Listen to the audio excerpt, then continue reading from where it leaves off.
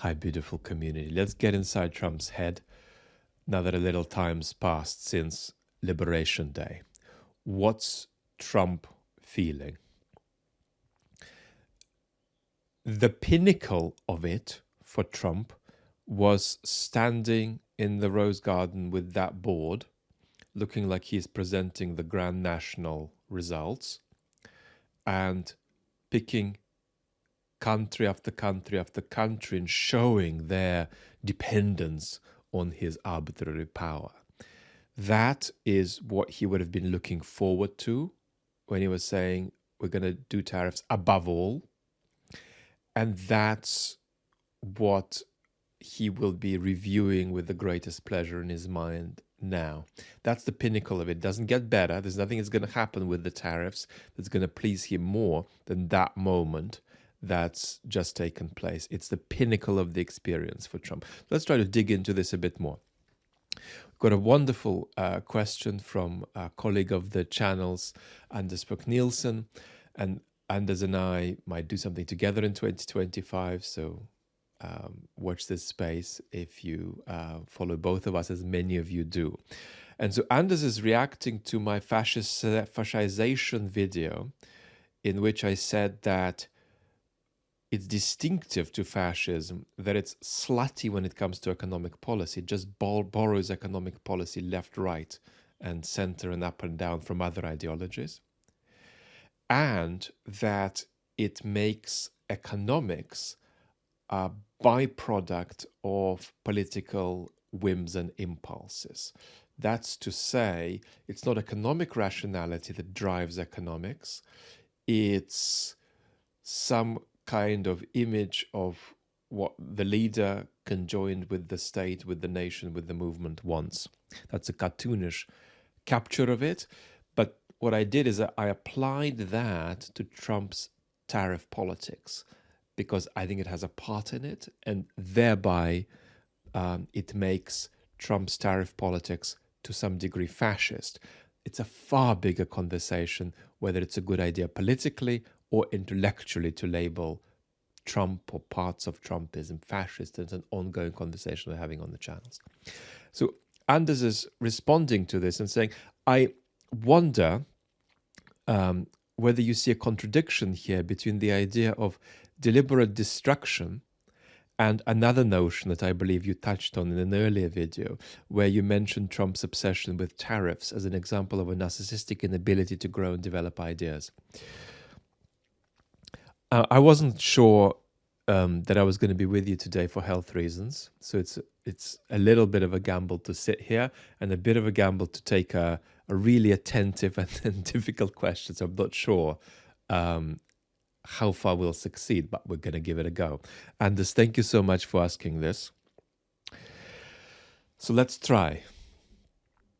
I don't think that there is a contradiction between different claims I've made, but there is always a plurality and conflictedness in the economy of an individual's motivations.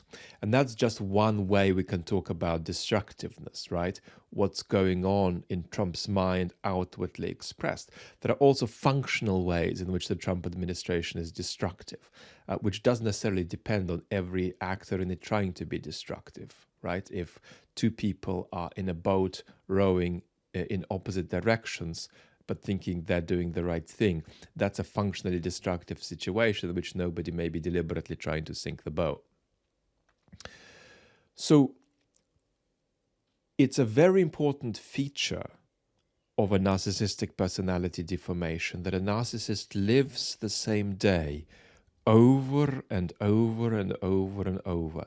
That's not the only psychological problem that leads people to sort of be age 27 at 77 because they've just lived the same day over and over again. But it's one of the major presentations of that kind. I mean, often trauma in of itself leads to that kind of predicament. For example, if you study a little bit the world of professional gambling, the world of professional poker, historically, maybe a bit less now because it's got professionalized, especially with a lot of European kids, especially Scandinavian kids, playing on a very high level at home. And with them, you couldn't say they're doing it because they're just escaping life. But up until recently, there used to be this escaping life thing in professional poker. And what was weird in my limited interactions with professional poker players is that you can be speaking to an 80-year-old and you convince you're speaking to a 40-year-old because they've just lived the same day over and over and over. So that goes on with narcissism, absolutely. And that means that it's very difficult for a narcissist to evolve or grow because that requires a transformation of the self. But when they look inside themselves, they can't see anything. And so you can't transform something that you have no knowledge about how to even see it. In Trump's case, this is aggravated by neurodiversity, which interacts with his narcissism in such a way that he tends to have dispositional states more than he has beliefs, but he has a few beliefs. It's shockingly few, but a few. And I think that the tariff story is one of them. He's clearly believed it, at least since the 80s. But what if we go back to 1981 and sort of think what Trump then would have thought of what Trump did now? I think that Trump would be a bit shocked by it. That Trump, of course, was a narcissist and had a belief in the constructiveness or even the destructive constructiveness of tariffs. He thought that tariffs were a kind of a shake-up you needed to go through, but nothing like as messy as this. There would have been definitely a big component there of performative quality. So part of the reason, even in 1981, Trump liked tariffs is that he had some idea that if he were president, which he thought he might never be, he could do this, and that would come with all of the aesthetics that this has come with, this sort of grand national billboard that he presented, with which he could sort of disempower and humiliate each political entity across the globe. So there would have been a destructive and performative element there, definitely in 1981, but nothing like this. So Trump would have been shocked. But the Trump then would have been shocked by the Trump today. Now, partly that's because over time, personality disorders which go unchecked deteriorate. You often see this, for example, with narcissists who dramatically change lifestyle or work environment or country of residence. They get a bit of friction around them in their old environment. But if they go and make their life anew, starting a new profession, for example, the narcissism often gets worse because they leave the checks and balances they had around them before. And of course, if you are the guy at the top, that's a very difficult dynamic for a personality disorder. It tends to get worse. So it's got worse. Plus now you have a completely different situation with the folks surrounding Trump relative to the first term. In the first term, the tendentious attitude, if you sort of aggregate Trump's surrounding, was, are we sure we want to do this? Let's be a bit careful. Now, the attitude is, Mr. Trump, you're always right. Go further. Trust your instincts. We trust your instincts.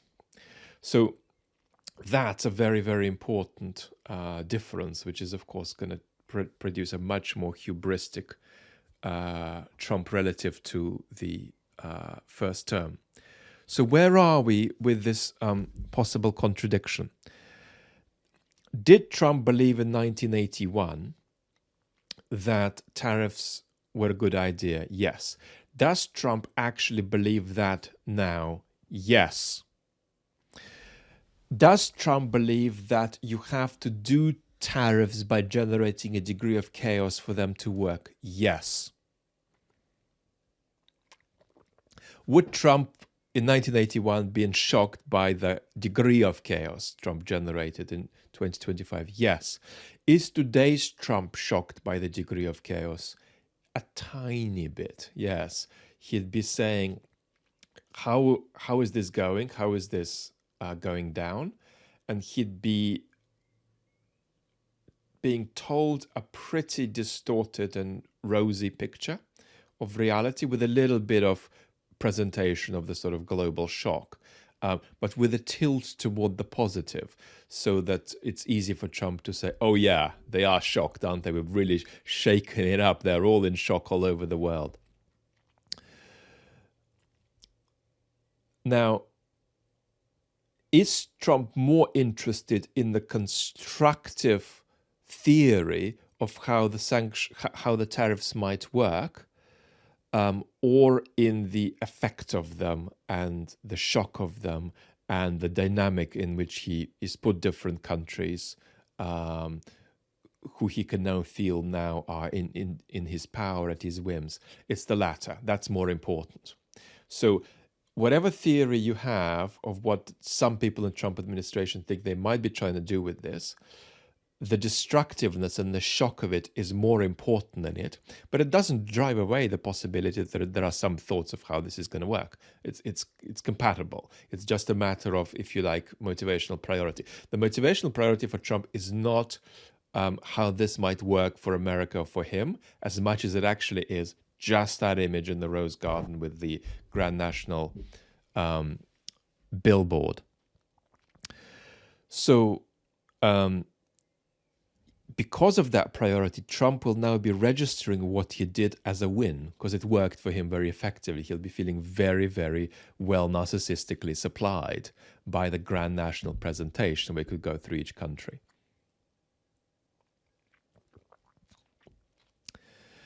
So